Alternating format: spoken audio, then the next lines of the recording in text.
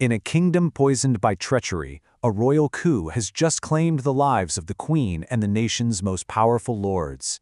And in the ashes of his fallen house, a single heir is left standing. His world has been shattered, his family murdered, and now his only path forward is one paved with vengeance. And those words, that's not some plea for justice. No, that's a cold, calculated promise from our main character, Yuri Ho. Alright, so for anyone just jumping into the saga, here's the rundown. A massive conspiracy orchestrated by the treacherous Princess Carla and the kingdom's witches has led to a massacre at the royal castle. Queen Shimane is dead. Yuri's parents, the leaders of the powerful Ho family, are also dead. The kingdom is in total chaos, and Yuri is a man marked for death. So, this is where Yuri's counterattack begins. But it doesn't start with some grand charge into battle. No, it starts with a desperate flight from the absolute ruins of his world. Under the cover of darkness, Yuri manages to flee the capital on a king eagle, and with him is Princess Carol, the rightful heir to the throne. But she's not safe, not at all. She's been poisoned, and she's carrying Yuri's unborn child. So every single moment they spend up there in the cold night air is a battle for 3 lives.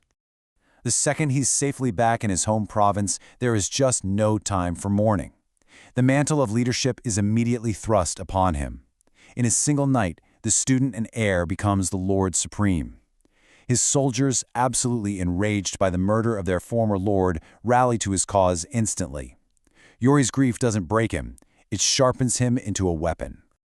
So, this is the big strategic puzzle Yuri is facing. A direct assault on the capital would be bloody, it would be costly, and it would play right into his enemy's hands. So, what's the move? This is where Yuri's strategy gets really, really clever.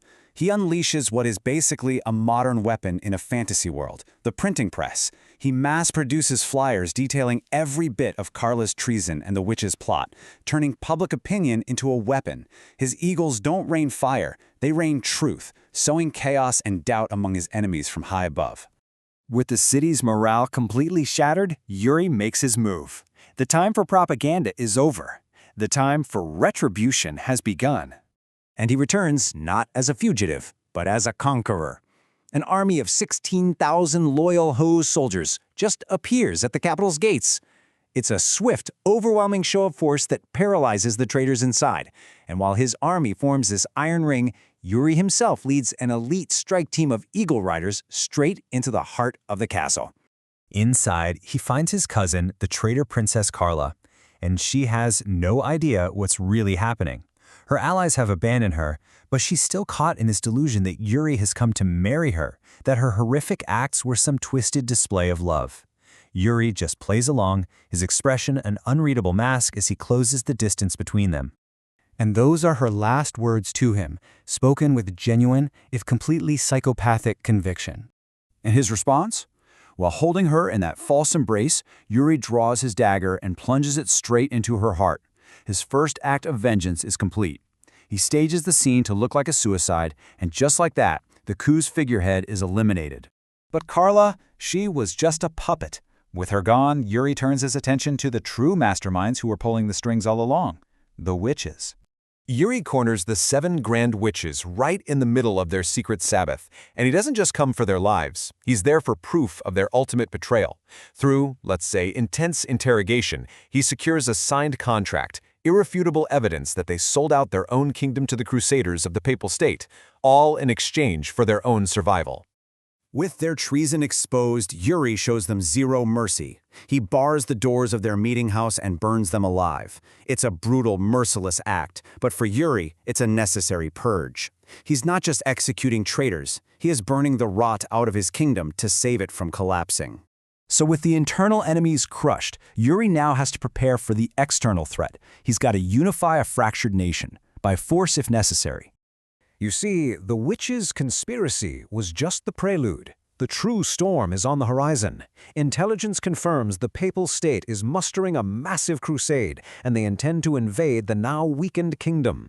Yuri has no time to rebuild. He must forge the fractured provinces into a single weapon, and do it now. And his method for this is just ruthless efficiency. He summons the treacherous lords who collaborated with the witches. When Lord Oron Balf refuses to yield his territory, Yuri slits his throat right there in the throne room. He then issues ultimatums to other hesitant families. There is no negotiation, only submission or annihilation. But this campaign of blood and iron, it comes at a tremendous personal cost. The public conqueror hides a private, breaking heart.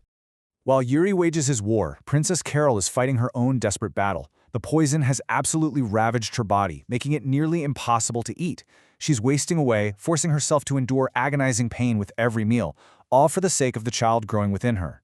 And this is the side of Yuri that no one else ever gets to see. Away from the battlefields and the throne rooms, he secretly buries his parents on a quiet hill. And here, the ruthless commander vanishes. He's replaced by a grieving son who weeps alone, apologizing to their spirits for being unable to save them. Carol, who is acutely aware she might not survive childbirth, makes this poignant request to her young maid.